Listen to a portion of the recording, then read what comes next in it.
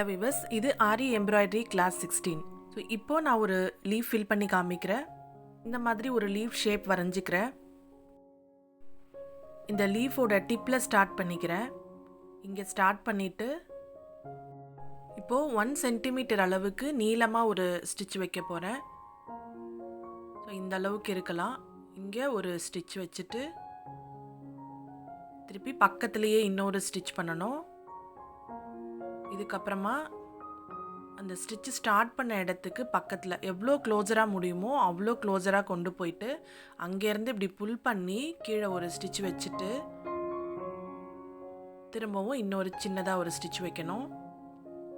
இப்போது பக்கத்தில் அதுக்கு எவ்வளோ க்ளோஸராக கொண்டு போக முடியுமோ அந்த செகண்ட் ஸ்டிச்சுக்கு க்ளோஸராக தேர்ட் ஸ்டிச் பண்ணுறேன்.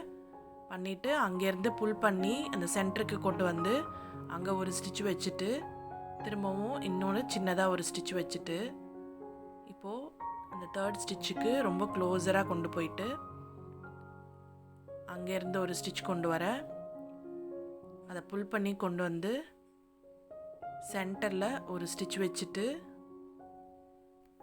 திரும்பவும் சின்னதாக ஒரு ஸ்டிச்சு. ஸோ இந்த மாதிரி இந்த ஒரு சைடு ஃபுல்லாக கம்ப்ளீட் பண்ண போகிறோம். ஆனால் அந்த லீஃப் ஷேப் பார்த்திங்கன்னா உங்களுக்கு கொஞ்சம் அன்ஈவனாக இருக்குது, சின்ன சின்ன கட்ஸ் இருக்குது. ஸோ அந்த கட்ஸு அந்த மார்க் எவ்வளோ தூரம் வருதோ அதை மட்டுமே ஃபாலோ பண்ணி நம்ம ஸ்டிச் பண்ண போகிறோம். இப்போ பாருங்கள், இந்த ஸ்டிச் கொஞ்சம் சின்னதாகிடுச்சு. இப்போது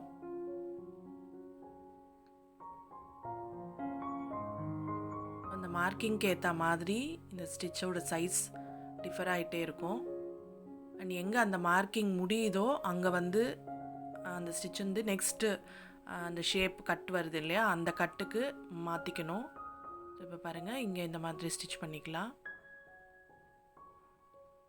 ஸோ இதை இந்த ஷேப்புக்கு தான் யூஸ் பண்ணணுன்ட்டு இல்லை, பிளண்ட்டாக இருக்கிற இந்த மாதிரி கட்ஸ் இல்லாமல் அப்படியே பிளண்ட்டாக இருக்கிற பெட்டலுக்கு கூட இதை யூஸ் பண்ணலாம்.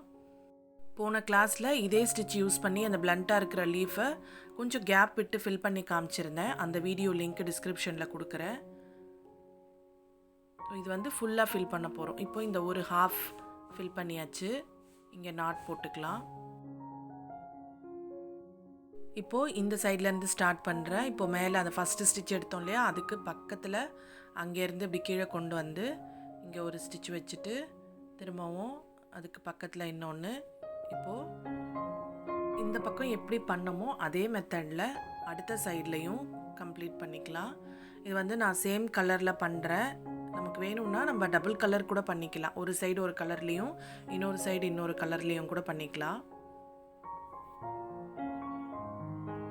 அண்ட் இன்னொரு முக்கியமான விஷயம், நான் வந்து அவுட்லைன் பண்ணாமல் அப்படியே ஸ்டிச் பண்ணுறேன். இதை நீங்கள் அவுட்லைன் பண்ணிட்டும் ஸ்டிச் பண்ணலாம். சில மெட்டீரியலில் நம்ம புல் பண்ணும்போது பார்த்திங்கன்னா அந்த ஸ்டிச்சோட பொசிஷன் கொஞ்சம் மாறிட்டு அவுட்லைனுக்கும் ஃபில்லிங்க்கும் லைட்டாக கேப் இருக்கிற மாதிரி இருக்கும். ஸோ அதனால தான் நான் எப்போயுமே வந்து ஃபில் பண்ணிவிட்டு அப்புறம் அவுட்லைன் பண்ணுவேன். இப்போ பாருங்கள், இந்த சைடும் முடித்து நான் நாட் போட்டுட்டேன். இப்போ இதுக்கு அவுட்லைன் பண்ண போகிறேன். அவுட்லைன் பண்ணும்போது அந்த ட்ரா பண்ணியிருக்கிற ஷேப்பை வந்து கரெக்டாக ஃபாலோ பண்ணி அவுட்லைன் பண்ணணும். இப்போ இதில் ஷார்ப் எட்ஜஸ்லாம் வருது.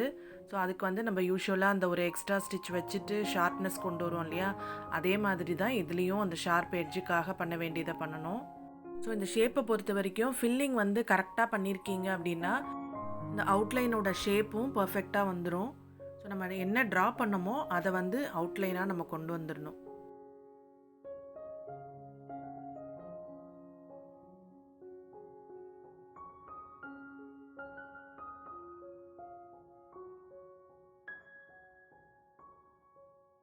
ஸோ இப்போ இந்த அவுட்லைன் கம்ப்ளீட் பண்ணதுக்கப்புறம் இந்த சென்டரில் நான் கொஞ்சம் ஸ்டிச் பண்ணுறேன். இந்த இடத்துல சுகர் பீட்ஸ் எல்லாம் யூஸ் பண்ணி ஸ்டிச் பண்ணோன்னா இன்னும் பார்க்க நல்லாயிருக்கும். பட் நம்ம இன்னும் வந்து சுகர் பீட்ஸ் எல்லாம் தைக்கிறது எப்படின்னு நம்ம கற்றுக்கல. நான் அதுக்காக வந்து பேசிக்கில் நம்மளுக்கு இது வரைக்கும் தெரிஞ்ச ஸ்டிச்சஸ் வச்சு மட்டுமே நான் உங்களுக்கு சொல்லி கொடுத்துட்ருக்கேன். நான் ட்ரா பண்ணாமல் இன்னும் கொஞ்சம் ஒரு எக்ஸ்ட்ரா ஒரு காம்பு மாதிரி ஒன்று எக்ஸ்டெண்ட் பண்ணிவிட்டு அதுக்கப்புறம் நான் இங்கே நாட் போட்டுக்கிறேன். ஆரி ஒர்க் டிசைனை பொறுத்த வரைக்கும் லீஃப் வந்து அவாய்ட் பண்ண முடியாத ஒரு விஷயம். ஸோ அந்த லீஃபை வந்து டிஃப்ரெண்ட் மெத்தடில் எப்படிலாம் ஃபில் பண்ணலான்னு சொல்லி கொடுத்துட்ருக்கேன். இதை நிறைய டைம்ஸ் போட்டு ப்ராக்டிஸ் பண்ணி பாருங்கள். தேங்க்ஸ் ஃபார் வாட்சிங்.